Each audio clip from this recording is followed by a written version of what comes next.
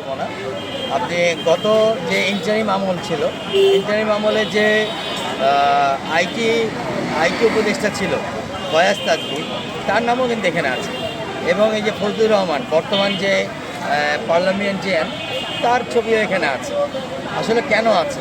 ফজলুর রহমানের ব্যাকগ্রাউন্ড কী ছিল? ফজলুর রহমান হয়তো একজন মুক্তিযোদ্ধা হতে পারে 71-এ, বীর মুক্তিযোদ্ধাই ধরলাম আমি, কিন্তু উনি কিন্তু বিএনপির ভিতরে বসে থাকা সম্ভবত ইন্ডিয়ান যে গুপ্তচর বৃত্তি আছে, সেই গুপ্তচর বৃত্তির সাথে লিপ্ত আছে।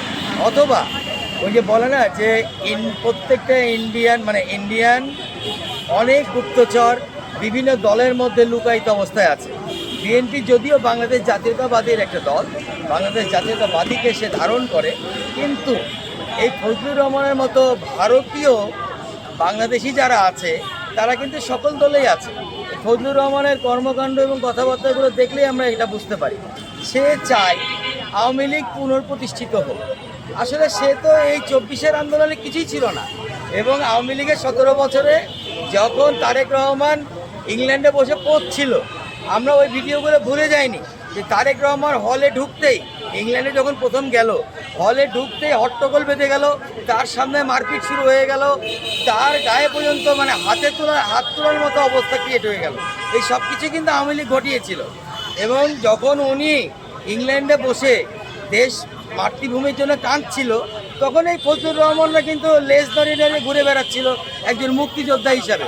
কারণ মুক্তিযোদ্ধা হিসেবে আওয়ামী লীগের কাছ থেকে সকল রকম সুবিধা তারা গ্রহণ করেছে।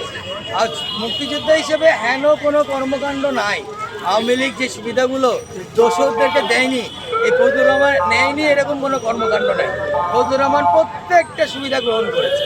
ফজলুর রহমানের গায়ে একটা টাকা ফুলের টাকা পড়েছে? ফজলুর রহমানকে কোথাও অ্যারেস্ট করে নিয়ে গেছে? 17 বছরে ফজলুর রহমানের কোনো একটা স্টেটমেন্ট, আওয়ামী বিরোধী, ফ্যাসিস্ট বিরোধী একটা স্টেটমেন্ট আসছে? 15ই জুলাই থেকে 5ই আগস্ট পর্যন্ত ফজলুর রহমান কোথায় ছিল? কোন স্টেটমেন্টে আছে ফজলুর রহমান? কোন রাস্তায় ছিল সে? আমরা এগুলো জানতে চাই, জনগণ জানতে চাই। শুধু 71-এ আপনি স্বাধীনতা করবেন, বাকি দিনগুলো আপনি ভারতীয় দালালি করবেন, বাংলাদেশে বসে ভারতের দালালি করবেন, বাংলাদেশের মাটিকে ভারতের কাছে বেঁচে দেবেন। আমরা সেই বাঙালি না, আমরা সেই জাতীয় না। আমাদের সন্তানরাও এখন আর সেই ভারতের দালাল সন্তানরা। আপনার সন্তান হতে পারে, আপনি হতে পারেন ফজলুর রহমান, আমরা না। আর এই কারণে ফজলুর রহমানের মধ্যে ভারতীয় দালালদেরকে এইখানে ঠাঁই দেওয়া হয়েছে।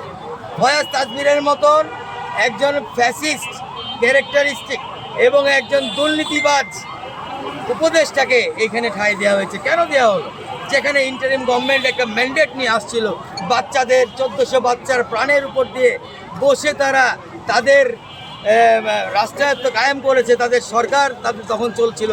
সেই ফয়াজ তাজবির কীভাবে আমাদের সাথে দুর্নীতি করে, সে নিজে একটা আমাদের সাথে 2 নম্বরই করে, সে নিজে একটা দুর্নীতিপরায়ণ উপদেষ্টা হিসেবে প্রতিভা